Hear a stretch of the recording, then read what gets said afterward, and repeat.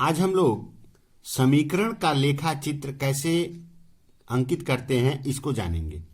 जैसे यहां पर एक समीकरण दिया गया था y+2 = 0। इस रैखिक समीकरण में x पद गायब है, यानी x नहीं है। ठीक है, तो यदि इसको हम लोग सिंप्लीफाई करें तो y का मान क्या मिलेगा, y क्या मिलेगा, अगर इसको +2 को पक्षांतरित कर दें हम लोग तो -2, y = क्या मिला, -2। अब इस समीकरण के लिए हमने यहाँ पर एक टेबल बनाया है।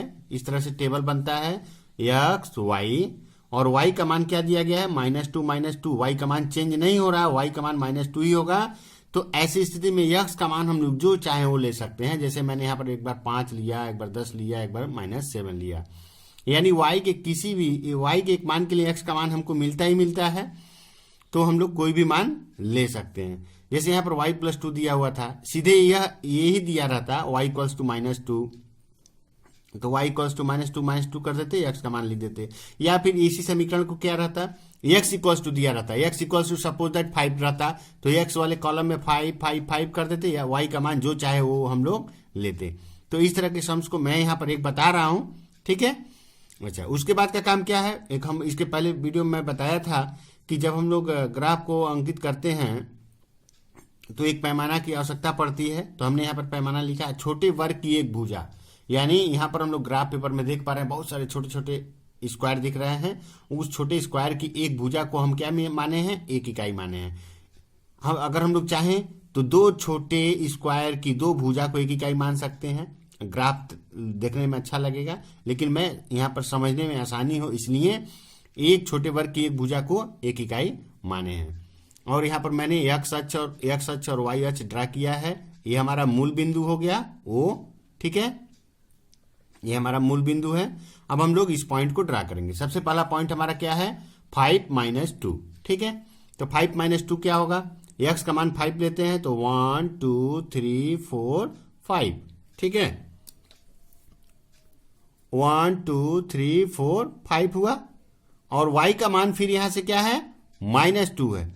तो -2 क्या करेंगे, ऊपर जाएंगे कि नीचे जाएंगे, तो y का मान माइनस जब होता है तो जहां x का मान खत्म होता है y का मान वहीं से शुरू होता है, तो y का मान नेगेटिव है इसलिए नीचे की तरफ जाएंगे, तो यहीं से हो गया 1 2। ठीक है, ये हमारा हो गया। तो इस पॉइंट का मान क्या निकला, इस पॉइंट का मान निकला 5 - 2। इस पॉइंट का स्थानांक क्या हुआ, 5 - 2। इसी प्रकार सेकंड पॉइंट को लेते हैं, 10 - 2 है। तो ठीक है, x अक्ष पर पहले हम लोग 10 गिनेंगे तो 10 यहां पर आएगा, फिर -2, तो -2 ये हुआ। तो इस पॉइंट का मान क्या हुआ, इस पॉइंट का स्थानांक क्या हुआ, 10 - 2। इसके बाद थर्ड पॉइंट को लेते हैं। थर्ड पॉइंट में क्या है, -7 - 2 है। ठीक है, तो दोनों ही माइनस है, तो x का मान माइनस कब मिलेगा, जब हम लोग मूल बिंदु से बाएं तरफ जाएंगे।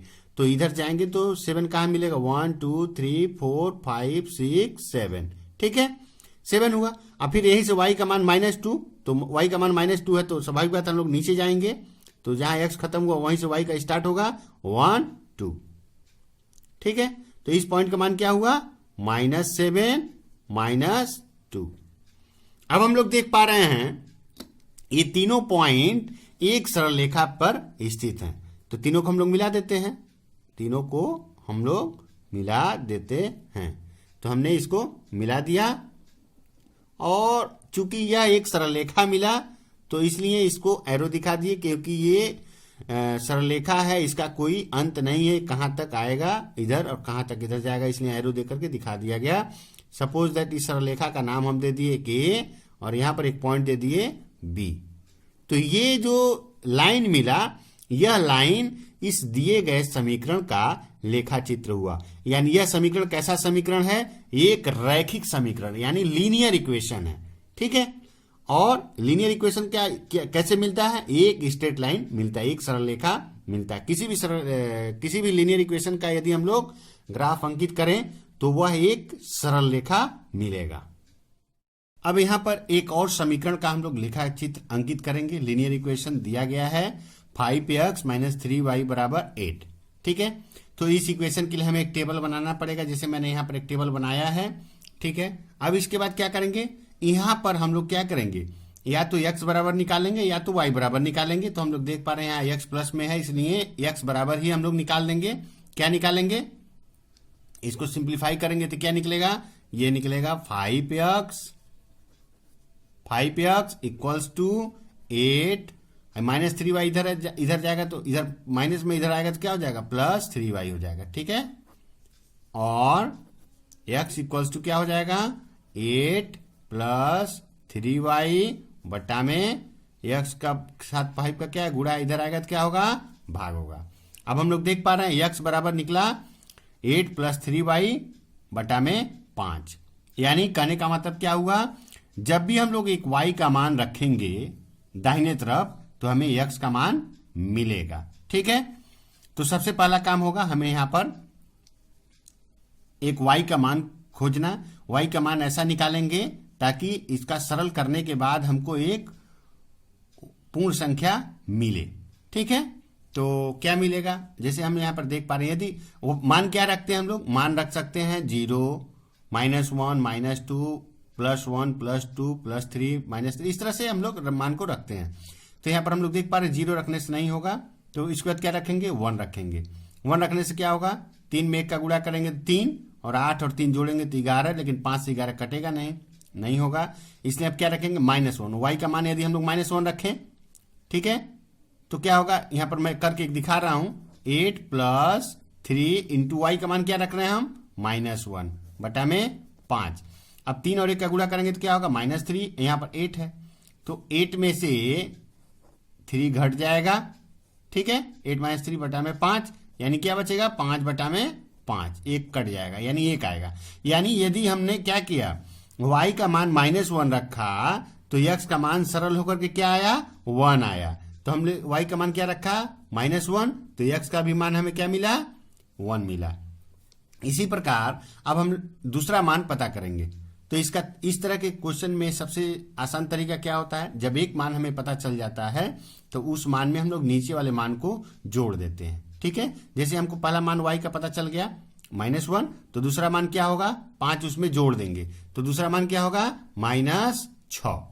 अब -6 इसमें रखते हैं हम लोग, तो -6 रखेंगे तो ये हो जाएगा -18। 8 है -18 हो जाएगा, क्योंकि ये माइनस में मान है, तो गुणा करेंगे तो -18। तो -18 में से 8 को घटाएंगे तो कितना बचेगा, -10। ठीक है, तो -10 बचा, तो -10 बटा में 5 हुआ, 2 5 से काटेंगे तो -2, यानी -6 रखे तो x का मान क्या निकला, -2 निकला।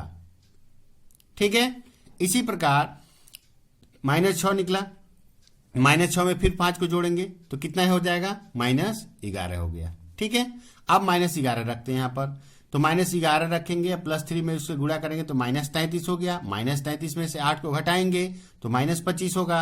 अब 5 से उसको कट करेंगे तो 25 को 5 से कट करते हैं तो क्या होता है, 5 होता है, बट 5 के साथ माइनस चिन्ह है, इसलिए -5 होगा। ये हम लोग का टेबल बन करके तैयार हो गया। तो इस तरह से हम लोग आसानी से टेबल को क्या कर सकते हैं, बना सकते हैं। अब इस टेबल को हम लोग क्या करेंगे, अपने रेखा चित्र जो ग्राफ जो है उसके ऊपर अंकित करेंगे। तो उसके पहले हमको एक पैमाना की आवश्यकता पड़ती है, जैसे इसके पहले समय में भी मैंने किया था। क्या करेंगे, छोटे वर्ग की एक भुजा, यहाँ पर दिखाई दे रहा है, छोटे वर्ग की एक भुजा को हम लोग 1 इकाई मानेंगे, समझने में आसानी होगी। तो हम लोग उसको करते हैं। जैसे पहला मान हमारा क्या है, 1 - 1, यानी x का मान +1, y का मान -1। तो x का मान हम लोग मूल बिंदु से शुरू करते हैं, तो प्लस में है तो प्लस मान कहाँ जाएंगे हम लोग, यहीं जाएंगे, राइट की तरफ जाएंगे, तो +1, यहाँ +1 हो गया। अब यहीं से y का मान नेगेटिव है यानी -1 है, तो यहां से नीचे आ जाएंगे, तो ये पॉइंट जो मिला हमें, ये क्या मिला, ये 1 -1 मिल गया। ठीक है, इसके बाद का पॉइंट क्या है, -2 -6, यानी x का मान क्या है, -2, तो -2 किधर जाएगा, बाएं तरफ, मूल बिंदु से बाएं तरफ जाना पड़ेगा, तो 1 2, और यहीं से फिर y का मान स्टार्ट होगा, तो y का मान क्या दिया गया, -6, तो नीचे जाएंगे हम लोग, 1 2 3 4 5 6, ये हमारा दूसरा पॉइंट हुआ। ये पहला पॉइंट, दूसरा पॉइंट। अब तीसरा पॉइंट क्या है, -5 -11, x का मान -5 कहाँ, किधर जाएंगे हम लोग, मूल बिंदु से बाएं तरफ, तो -5 इधर हुआ। और y का मान क्या बोला है, -11, तो y का मान -11 करने के लिए नीचे जाना पड़ता है, तो यहीं से हम लोग आएंगे, यहां से यहां तक 10 हुआ, और फिर ये एक पॉइंट ये हो गया कितना, -11 हुआ। ठीक है, तो इस पॉइंट का मान कितना हुआ, इस पॉइंट का मान हुआ -5 -11। इस पॉइंट का मान क्या निकल क्या है, किस इस पॉइंट का कोऑर्डिनेट क्या है, -2 -6। और इस पॉइंट का कोऑर्डिनेट क्या है, इस पॉइंट का कोऑर्डिनेट है 1 -1। अब इन तीनों सरल रेखाओं को क्या करेंगे, हम लोग मिलाएंगे। क्योंकि यह एक रैखिक समीकरण है, तो रैखिक समीकरण का मतलब हुआ कि जो पॉइंट मिलेंगे एक सरल रेखा के ऊपर होने चाहिए। यदि ऐसा नहीं होता है तो हम लोग समझ लेंगे कि ये जो हमारा टेबल निकला है वह गलत निकला है। ये रैखिक समीकरण है तो हमें एक सरल रेखा ही मिलनी चाहिए, कि प्रत्येक अवस्था में हमको एक सरल रेखा ही मिलेगी। अब इसको क्या करेंगे, हम लोग इसको तीनों पॉइंटों को मिलाते हुए आगे पीछे क्या कर देंगे, बढ़ा देंगे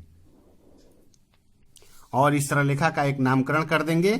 सपोज दैट इस पॉइंट का नाम हम ए दे दिए, इस पॉइंट का नाम हम बी दे दिए। तो जो दिया गया समीकरण था 5x - 3y = 8, इस ग्राफ के द्वारा क्या कर रहा है, इस समीकरण को दर्शा रहा है। तो इस प्रकार हम लोग क्या करते हैं, किसी समीकरण का लेखा चित्र अंकित करते हैं।